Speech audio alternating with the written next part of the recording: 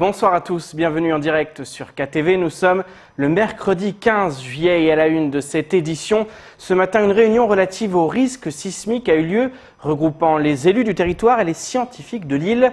L'occasion de faire le point sur le risque de tsunami et les meilleures façons de s'y préparer. Un moyen aussi de prendre les devants sur les désastres que les tremblements de terre peuvent engendrer après 2 ans de séisme, mais aussi de placer l'île sur la scène scientifique mondiale. Le point dans ce sujet, signé Paul-Arthur Habit. Réseau d'alarme sur toute l'île pour prévenir la population, scénario d'évacuation, cause des potentiels tsunamis, partenariat scientifique, tant de sujets présentés aux élus et scientifiques de l'île ce matin. Une occasion de s'informer du risque de tsunami dont l'île peut être victime au vu des séismes récurrents depuis 2 ans. Ce risque, c'est un risque de tsunami qui peut être provoqué par plusieurs causes qui sont désormais bien définies. Le travail a été absolument considérable. Il nous permet maintenant de poser une véritable politique d'évacuation des populations si le phénomène venait à se produire à Mayotte. Pour rendre cela possible, un réseau de sirènes sera installé sur toute l'île début 2021. Un phénomène qui peut se produire sur l'île malgré la protection que nous offre la barrière de corail. Ça peut devenir un phénomène dont il faut se protéger. Et pour se protéger, nous lançons tous nos travaux d'évacuation, de regroupement. Et nous ouvrons de nouveaux partenariats, notamment avec l'Université de Montpellier, qui va travailler ici à Mayotte pour définir village par village, point par point, le bon itinéraire à prendre par la population pour se mettre à l'abri de cet éventuel tsunami. Un partenariat scientifique qui permet de faire parler de Mayotte en métropole, mais la volonté de réunir les scientifiques ne s'arrête pas là. En effet, les scientifiques du monde entier sont aussi visés. Nous organisons, et ça c'est un point très important pour Mayotte, un colloque scientifique de niveau international au mois d'octobre qui se tiendra ici à Mayotte et qui nous permettra de vulgariser l'ensemble des données scientifiques qui ont été collectées au cours des derniers mois pour définir ce phénomène sismo-volcanique qui nous touche. Des phénomènes causés par les activités sismiques à 50 km à l'est de nos côtes, provoqués par un volcan qui n'a pas fini de faire parler de lui. Éducation dans votre 19h. Les résultats du baccalauréat sont en hausse partout en France et plus encore à Mayotte. La crise a permis à de nombreux élèves d'obtenir leur diplôme sans passer par la traditionnelle épreuve tant redoutée. Autre bonne nouvelle, le taux d'admission sur Parcoursup est excellent au sein de l'académie. Ce matin, le recteur était sur notre plateau pour évoquer ce sujet, mais également le niveau à Mayotte en général et la rentrée prochaine. Au montage, Leslie Vumelet. 89,8% de réussite au baccalauréat général à Mayotte, un chiffre 10 points inférieur au taux national. Si ces résultats sont meilleurs qu'à l'accoutumée, Mayotte reste néanmoins en queue de peloton par rapport aux autres académies de France. En revanche, le taux d'admission à Parcoursup est très encourageant. Aujourd'hui, à l'heure où je vous parle, parce que évidemment les choses peuvent encore bouger, tout bac confondu. Oui. Bon, on va préciser les choses, mais tout bac confondu, 86% des élèves ont eu une proposition d'admission dans Parcoursup. Donc c'est au-delà des taux de réussite du bac. Et si on est sur les bacs généraux, 96% des candidats dans Parcoursup ont eu une réponse positive. 96% ont eu une réponse positive. Et là, c'est pas du trafic, c'est les facs, les écoles d'ingénieurs, les grandes écoles, les IUT, les BTS de France, de Navarre, de Mayotte et de La Réunion qui ont pris nos élèves. Et quand ils prennent nos élèves, ils savent de quel lycée ils viennent. Ce qui veut dire une chose, c'est que un élève de Mayotte, aujourd'hui, il a une bonne cote dans l'ensemble de ses formations. Si les résultats de Parcoursup ont de quoi donner du baume au cœur, le niveau peut et doit encore être augmenté.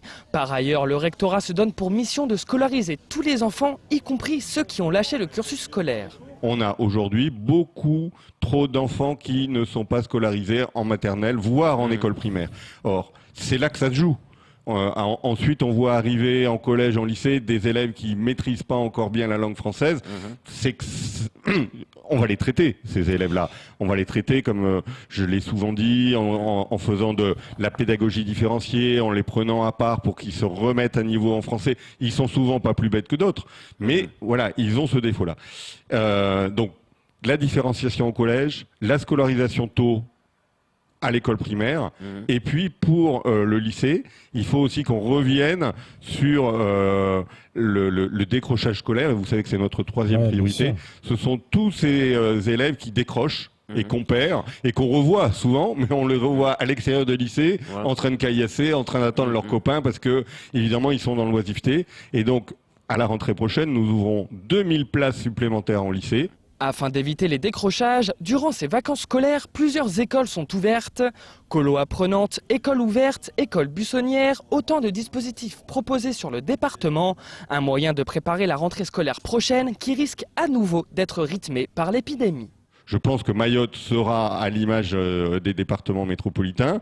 Il y aura, on va dire, deux cadrages. Le cadrage général, c'est-à-dire, on prend tout le monde, mais, et c'est le changement majeur de la rentrée, on fait évidemment attention aux gestes barrières, donc lavage des mains. Ce qui veut dire pour nous, travailler avec les municipalités, travailler dans nos établissements pour qu'il y ait suffisamment de points d'eau. Ça va être l'enjeu de la rentrée, suffisamment de points d'eau, aussi bien pour le lavage des mains et puis évidemment les problèmes de toilettes que tout le monde connaît. Donc d'un mal, on fait un bien, puisque enfin on va avoir des points d'eau dans nos écoles.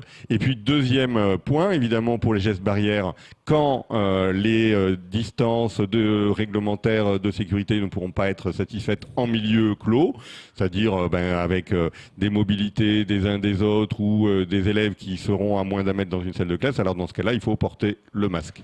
Le rectorat travaille actuellement sur ses stocks de masques et de gel hydroalcoolique. Cependant, si Mayotte n'est pas passé au vert d'ici la rentrée, seule une poignée d'élèves seront accueillis dans les écoles. Les autres continueront de travailler à distance. Et place maintenant au reste de l'actualité locale avec notamment la lutte contre les élevages clandestins de chiens ou encore les nouvelles contraintes pour les voyageurs. Au montage, Leslie Jumenet. Jeudi dernier, sous l'égide de la préfecture et dans le cadre de la lutte contre les élevages clandestins de chiens, une opération coordonnée a eu lieu sur Petite Terre. Depuis quelques semaines, la gendarmerie a été saisie sur la problématique des élevages clandestins de chiens.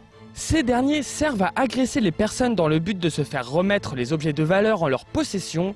Ils sont également dressés pour des combats clandestins. 16 gendarmes, la police intercommunale en charge de l'environnement, des policiers municipaux et des membres de l'association Gueule d'Amour sont ainsi partis sur des points particuliers, signalés comme des possibles lieux où les chiens pouvaient se trouver. En tout, ce sont plusieurs canidés qui ont été capturés, d'autres ayant réussi à prendre la fuite. Ils ont immédiatement été pris en charge par l'association. Elle déterminera s'ils peuvent être adoptés ou non. D'autres opérations sont prochainement envisagées sur la Grande Terre, conclut la gendarmerie. À compter du 18 juillet, les voyageurs à destination d'un département d'outre-mer doivent présenter un test Covid-19 négatif réalisé dans les 72 heures précédant le vol. Cela concerne donc les passagers des vols Métropole Mayotte. La mesure a été étendue sur la liaison Mayotte-Réunion. Dans ce sens, un résultat négatif sera demandé dès l'enregistrement. Le passager devra également présenter une attestation sur l'honneur qu'il ne présente pas de symptômes et qu'il n'a pas connaissance d'avoir été en contact avec un cas confirmé de Covid-19 dans les 14 jours précédant le vol. À compter du 18 juillet, la compagnie aérienne refusera l'embarquement aux passagers qui ne présenteraient pas ces documents. À ce titre, les passagers de plus de 11 ans du vol de ce vendredi 17 juillet à destination de la Réunion sont invités à effectuer un test mercredi 15 juillet au CHM à Dzaoudzi et à Mamoudzou. Les résultats seront à retirer jeudi 7 juillet à partir de 15 h. Et si les vols pour le reste du territoire national sont désormais possibles sous conditions, les vols régionaux sont toujours en suspens. À Madagascar, 5080 cas ont été diagnostiqués dans tout le pays depuis le début de l'épidémie de Covid-19. 2550 personnes sont actuellement en traitement. De nouveaux décès sont annoncés portant le nombre à 37 victimes depuis le début de l'épidémie. Le nombre de tests PCR effectués depuis le 19 mars s'établirait à près de 30 000. En ce qui concerne les Comores, le président Azali Assoumani a annoncé la réouverture des frontières. Mais pour l'heure, aucun vol n'est prévu en direction de l'île aux Lagons. Les reconduites à la frontière sont toujours rendues impossibles par l'Union des Comores. A noter que pour les Seychelles, une quarantaine est demandée aux voyageurs à l'arrivée. Pour l'île Maurice, les frontières sont fermées jusqu'au 31 août, dans le meilleur des cas. Depuis 20 ans, l'association Tifaki Asie travaille dans le domaine de l'insertion. Si à l'instar de nombreuses autres associations, elle a été touchée par la crise sanitaire, elle a pu limiter la casse grâce à son large champ d'activité. C'est le cas de la désinfection qui a permis à l'association d'offrir à ses salariés et aux jeunes en insertion du travail durant cette période compliquée. Je vous propose d'écouter le directeur de l'association qui nous parle des adaptations liées à la crise sanitaire. Beaucoup de collectivités ont fait appel à nous, notamment par exemple pour les marchés de désinfection. Parce qu'on a eu quand même beaucoup de marchés, notamment avec le rectorat, avec les mairies, les différentes communes, pour nettoyer les écoles, désinfecter les écoles. Donc si vous voulez, il y a une part de notre activité était en baisse, notamment pour les nettoyages des entreprises qui accueillent des publics comme SFR, Only, ou tous ces clients-là. Mais d'un côté, on a aussi pu rattraper nos chiffres d'affaires, si on va dire ça, nos heures d'insertion sur d'autres marchés qui étaient venus, parce que le Covid-19, je peux dire que c'est un mal pour un bien pour nous, je parle. Parce que d'un côté, il y a une partie de notre activité a été arrêtée, mais d'un côté, on a eu aussi beaucoup de marchés liés justement au Covid-19, notamment, comme je vous parle, notamment tout ce qui est marché de désinfection et nettoyage, etc. Voilà. Et nous l'évoquions à l'instant, l'insertion des jeunes revêt un caractère primordial, notamment à Mayotte. Pour aider les jeunes sans emploi, Emmanuel Macron a annoncé mardi plusieurs mesures. Parmi elles figure la création de 300 contrats d'insertion et une exonération des charges pour les sociétés embauchant des jeunes à faible qualification. Une bonne nouvelle pour les entreprises qui veulent s'engager dans ce genre de démarche. Regardons plutôt ce sujet réalisé par nos confrères de TF1.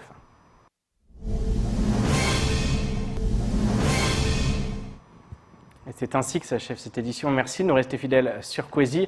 Rendez-vous demain dès 19h pour tout connaître de l'actualité locale. Excellente soirée sur KTV.